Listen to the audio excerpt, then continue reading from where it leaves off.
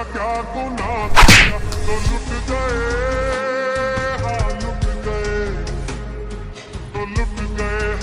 কত বড় সাহস, তুই আমার বোনের রিপ্রেজেন্ট করস।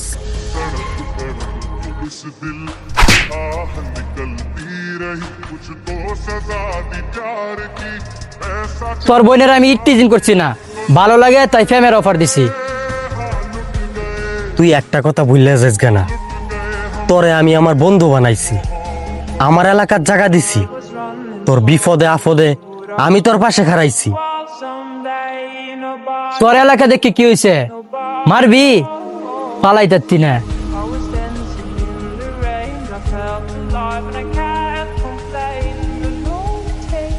তোরে আমি সম্মান দেখায় আমার এলাকার জায়গা দিছি, এই সম্মান দেখায় তোরে আমি আমার ঘরও নিছি, আর তুই কি না আমার বোনের উপরেই নজর দিছস? তোরে আমি মানে মানে আর সম্মানের সহিত কইতাছি, তুই এখনই আমার এলাকা ছেড়ে যা। তুই কি করবি? হে বেটা, কি করবো মানে? তোরা যদি মাইরে ফালাই দে, এলাকার কোনো বাপ আছে তোর মারার টাটকা নে? হ্যাঁ রে, কিছু কয়েন না ভাই, আমি হ্যাঁ বুঝাই এন থেকে ফাটাই দিতেছি। তোর লগে এত কিছু করার পর তুই ক যাহারে কিছু না করতাম।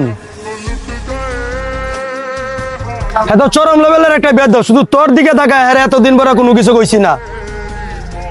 আজকের পর থেকে তোর এলাকায় দেখছি তোর হাত পা ভাঙ্গা পালাই দিব।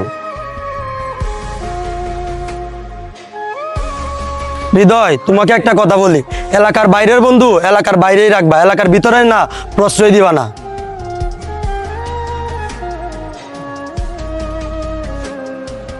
পরে দুষ করবো, হ্যাঁ নাম পড়বো তোর, এলাকার সবাই বলবে যে তুই এই কাজ করছস।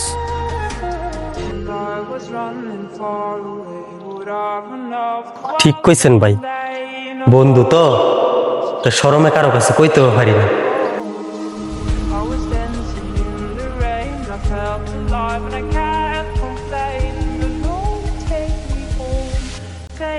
যা